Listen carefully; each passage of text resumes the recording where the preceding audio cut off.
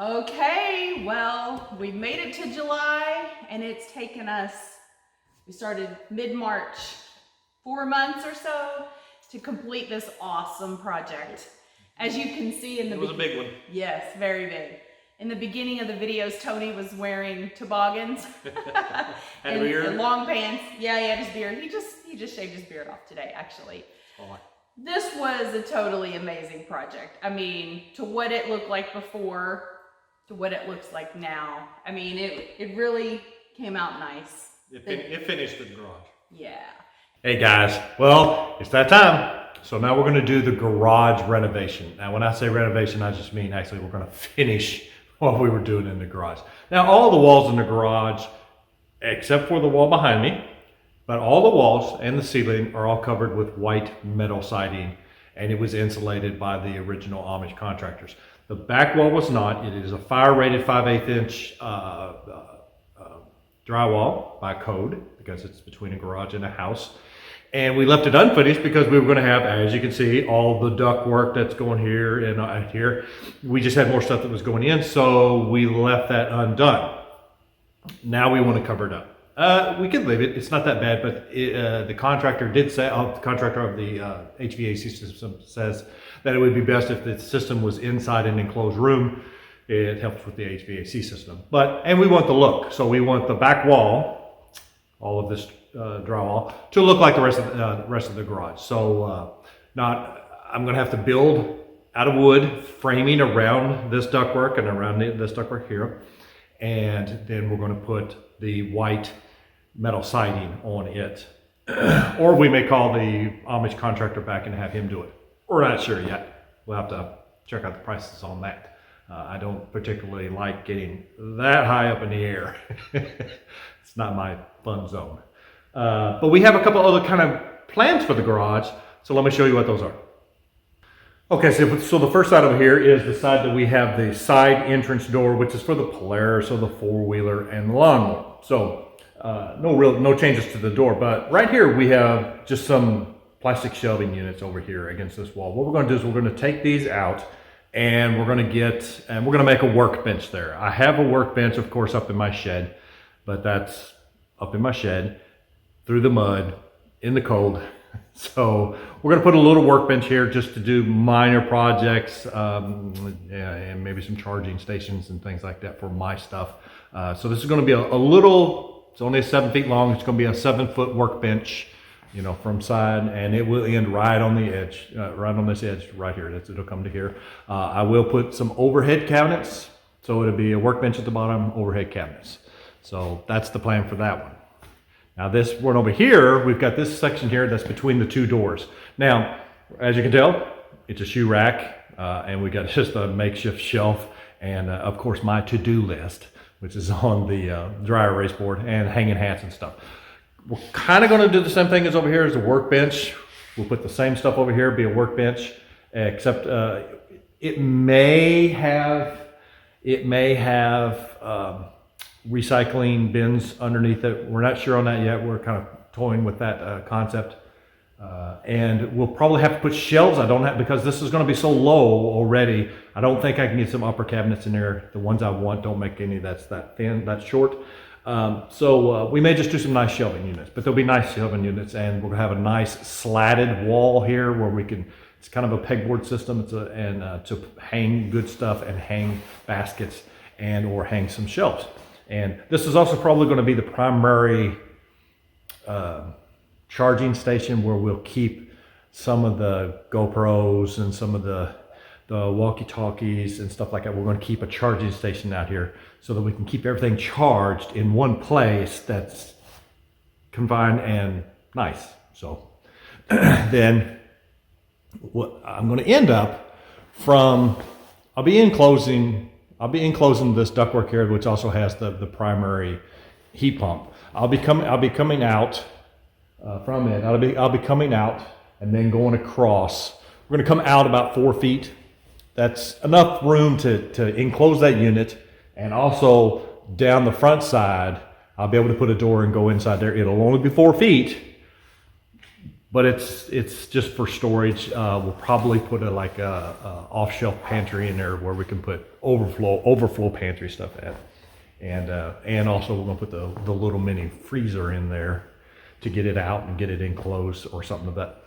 And then right here when you come out the door, but right here on this part of it right here, all the way from top to bottom on this whole flat wall, when you come out, instead of staring at a blank wall, I'm going to build a shoe cubby from floor to ceiling of however high that's going to be. It's going to be about 7 feet. And we're just going to put pockets for shoes, because obviously right there, as it is now, is full of shoes. That system there, and also the one over by the other door, is full of shoes. Non-work boot shoes, they all stay back here by the back door. But that's where we keep the shoes out here. So we're gonna make a little cubby hole to keep all those in. Maybe a little door up top, maybe a little drawer. Who knows what we'll get into. But that'll kind of make that a little bit nicer.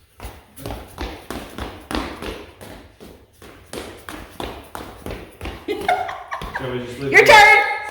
What? Your turn.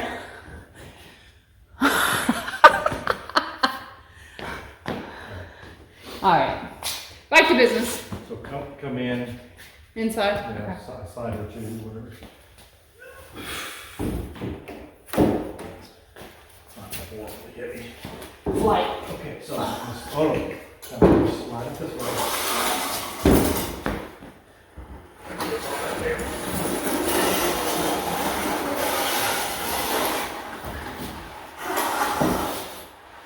Okay. So when we set it up, I'm going to have to set it up and then slide it against the wall, okay? Okay. Go ahead and push it into about where that blue tape is. Okay.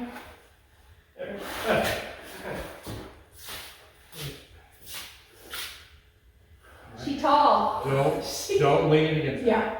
That'll fall. Okay. That'll fall. The board is what you're talking about, right? Yeah, there's two boards over there. Oh, you're dragging your elbow or whatever. There we go. Okay.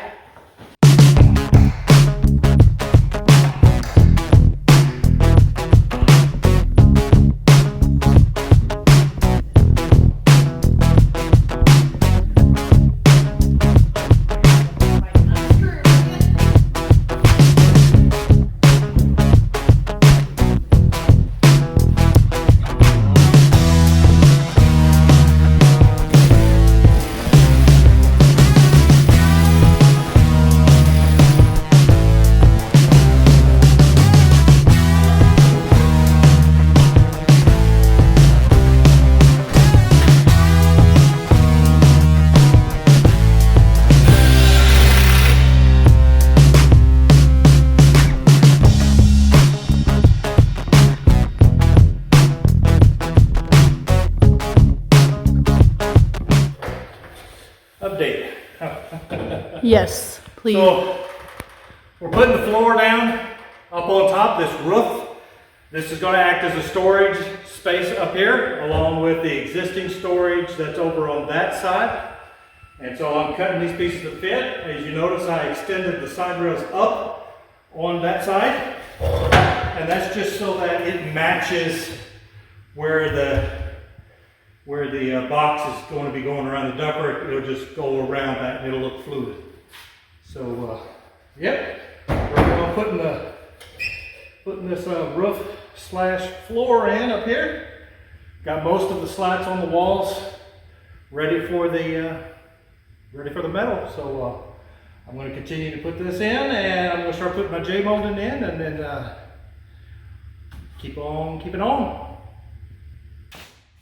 Well, we're just about all done with the framing, so now I put on my J trim, which is ready for the siding. I haven't ordered the siding. I want to get all of this ready, and then I'm going to measure because I'm ordering it to length. It's cheaper that way. So I'm going to measure all that up, and yeah, so it'll take a couple weeks for us to get all that tin metal in, that metal siding in, and other than that, we are ready. I still need to do my shoe rack over here. I got my lumber for that, so probably gonna be working on that tomorrow, so stick around. So I'm working on the shoe rack for that new section in there coming out of the door. And one of the options that I wanted to put on the shoe rack is that we're going to put shelves in there, but we want to make them adjustable because depending on what type of shoes we have, you know, there's just a lot. We were going to put cubby holes for shoes, and we thought, well, that was kind of too permanent, you know, then it would just be for shoes and be cubby holes. So I got some of the shelf bracket holders. And what I'm having to do is on the sidewall and one down the center of the back is I got to route a groove in the board for this to sit into so that it is flush. So I've already routed this one. It was kind of my test. It was the side, so I didn't ruin a very important one. I'm just using my router with a square off bit on it, and my square off bit isn't the proper width, so I have to cut it once and then move the board and cut it again. A little bit of a pain, but it's what I got. So it's what I'm doing. Now, one thing you got to watch out when you're routing a groove out like this is that groove is too deep. Yes, this will go that deep, but when you try to plow that deep of a groove, you'll end up doing more damage than you'll do good. It'll drift on you and it'll bounce around. So you have to start out shallow and then work your way down deeper and deeper and deeper and deeper. And as you go along, it'll go down, and then finally you'll hit your final depth. Then I'll move the fence just a little bit.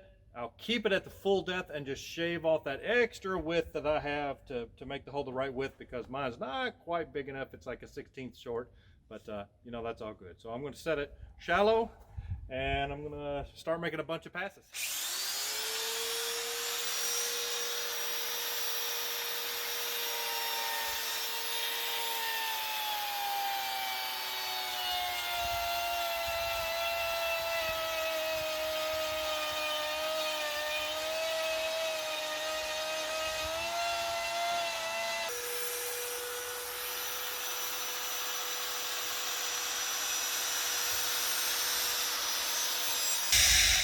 I'm going to turn it off before I change the depth so I don't get my fingers anywhere near that. But here's your tip and your trick.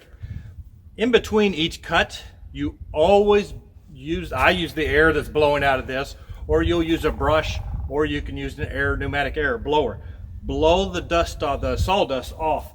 The sawdust will get down in this groove right that you're guiding against, and instead of the equipment sitting against your guide, it'll be sitting on that sawdust, and it'll move out with that sawdust, or it'll bump over the sawdust and whatever. So you want to make sure your part is clean in between each pass so that it's straight, same depth, and consistent across the board. So that's your trick.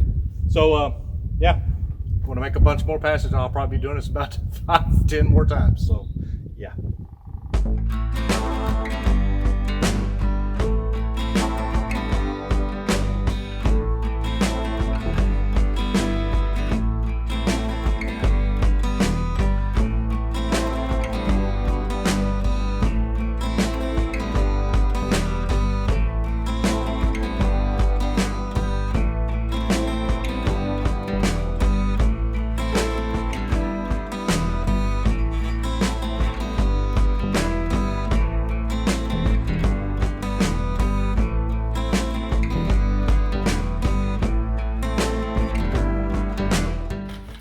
Part of the step is before I put my siding on, I've already started my drywall on the inside, but before I've got my siding, so I'm going to put it on. But before I do that, I need to attach this wall to the concrete floor to keep this wall from moving in and out. If you was to hit this wall, it would literally move in. Same with the other side over here. So what I'm going to do is I'm going to put a concrete anchor on this side of the door and on that side of the door. That side of the wall is anchored to the wall, so it's not going to move. I need to anchor this. It's anchored at the top because it's connected to the wall. So to do that, I'm going to use a concrete wedge anchor. You drill a hole through the concrete. You put this down through the seal plate, the base plate, and this will go down in the hole. It's a tight fit whenever you drill that hole. And then when you tighten the screw, it pulls this up and it expands. and it grips a hold of the concrete, and then it'll hold the wall to the floor. And to do that, I drilled a hole through the wood with a wood bit, but I have a very old, this thing is literally 35 years old. Yeah, it's an old Craftsman, but it is a hammer drill. It does have a hammer drill function on it. It is not an impact like what you put screws in with. That's a whole different beast. This is an impact. It actually hammers. I don't do it very much, drill into the concrete, so I haven't worried about getting a new one, a more modern one. If you did this to any decent amount, go buy a Hilti. If you're in contracting, you know what I'm talking about. Get a Hilti, and especially do not chintz out on the bits. The better the bit, it'll drill like a dream. It's like drilling through butter. But these tend to be the really silver colored, or generally the consumer grade. They don't drill too good. Now, since this is the larger size, I'm going to pre-drill small holes and get the hole going. Then this one will go through it okay. It's not so bad. If I had a really good 1/2-inch drill, I could just use it and drill right down into it and everything would be fine.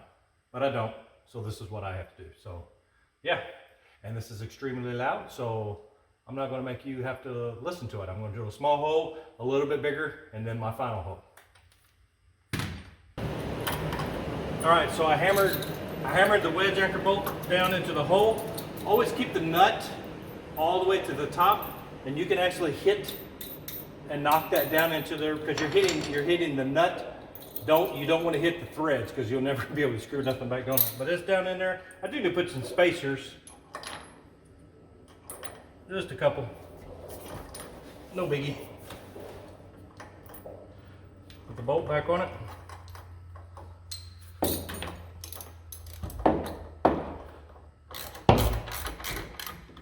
And now I'm just tightening that anchor. It's expanding inside the concrete. Oh yeah. There you go. That's all it takes. Really, just putting a pin down in the hole would have held it, but this is the way to go. That's how you anchor a wall into concrete or into your house foundation. So got one more to go, and then we'll start putting tin up.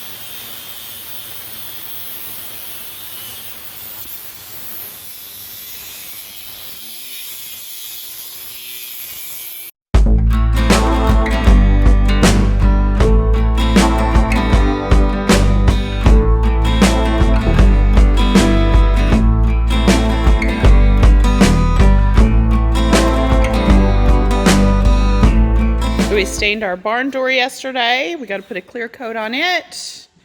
We have our cabinets ordered, so we're waiting on those to come in from Home Depot. So we got 2 sections right there and right there between the 2 double doors. And you guys like my fat cat sticker on my car. Boy, it needs washed really bad. But I have a very fat cat, so that's appropriate. The RV is getting ready to get pulled out. So we are rocking and rolling today. Gonna finish up painting and getting our shoe shelf. As soon as Tony gets done doing his deal there, we'll be good to go. Well, I'm making a header board for the barn door that's here in the garage to slide on. But in order to put that up there, I had to scallop it out so it would fit on the siding, if you look here. So, see how I've got it cut around those? Did that on each one of them. So that's what I had to do. I'm being attacked.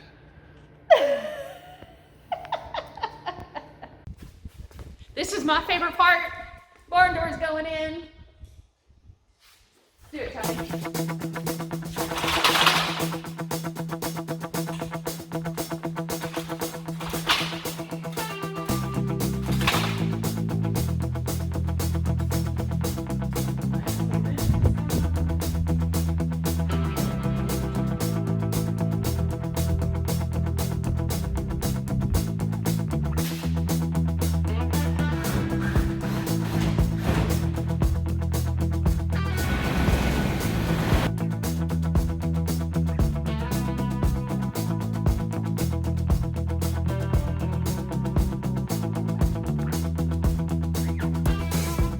Top screw in.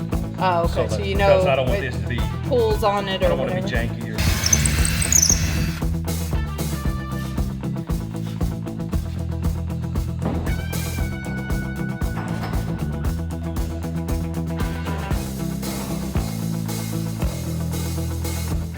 All right. Well, it looks good, Tony. Next project. Well, you still have the inside to do, right? Let's take a quick peek inside real quick. I know it's kind of dark in here. I am sorry. So that was originally there. We didn't add that. He's got the drywall almost finished and the light there and the light there. And we have to add a plug because we're going to put the freezer chest in here back against this wall.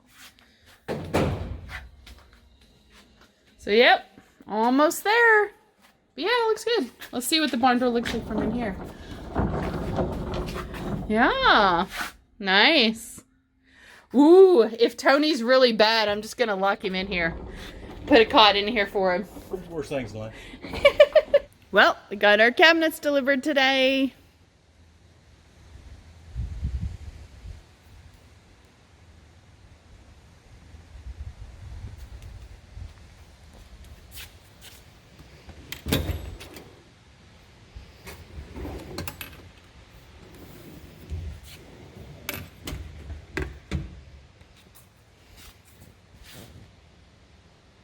So we got the cabinets in. We're ready to do the install over here by the doors. I got to put the board up on the walls, but I'm fitting up the lower cabinets, and I mean I was about an eighth of an inch to 3/16 of an inch too short. It was hitting this trim, so I used my rigid, and I just shaved off just a little sliver off there. I'll hit that with a little touch-up paint. You'll never see it. So, yep, here we are. Let's get this cabinetry in.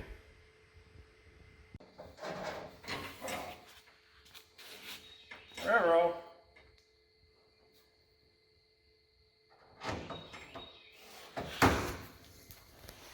Tony's just up under here screwing the screws in to hold the top on.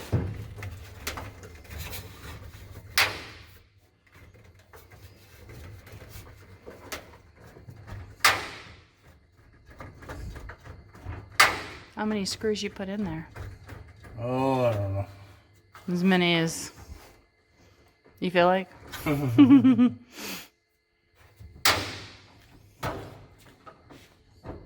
looks fabulous! Look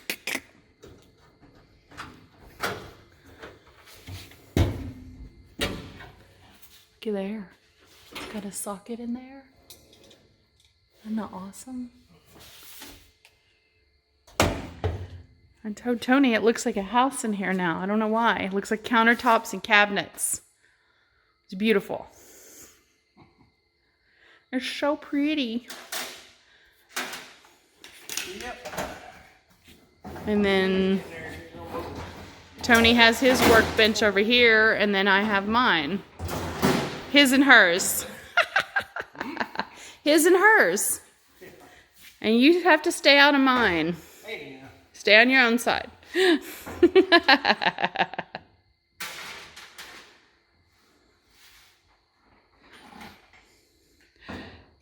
So it looks like you just have, so once you finish screwing the top down, you just have to finish finalizing some of the plugs and sockets Yeah, I gotta in the backsplash. connect it to the breaker. Oh, okay, okay. And, but yeah, leave it after that. Then I'm gonna get some accessories. So accessories come specifically for this type of backdrop. Some baskets. I think Tony already has one on his side. Let's go look. Yes, so he has a basket already, and then a couple of these hooks. So that's nice, keep everything organized. And over here, longer ones that he can put his drills in. Let's see here. So he can set his drill in there. Yay! Looks like another project's almost completed. And then next we gotta get this garage cleaned out. Oh, it's a work in progress though. The shoe rack's gonna be cool too. So on the shoe rack, we're still trying to decide if we want to get some type of curtain or blind that you can pull down just to keep everything covered up. And also to kind of keep dust from getting in the shoes. Before, when we had this shoe rack, you know, everything gets all dusty. Let me see. I was trying to see if there's dust on the shoes. They've kind of been brushed off, but yeah, they get pretty dusty. Oh, there's some down there. See, look at those. So I was thinking if we put some kind of curtain up, you know, it'll keep the dust and the dirt out. But we'll see. Might end up getting that later on down the road.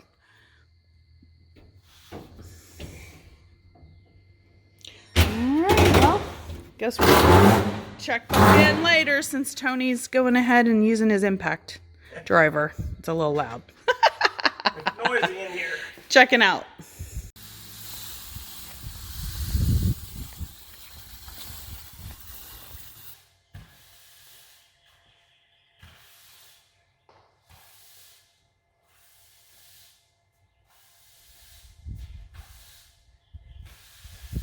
We have the his and her workbenches, which is awesome. I'm not letting Tony near my side and keep everything the way I like it to be organized.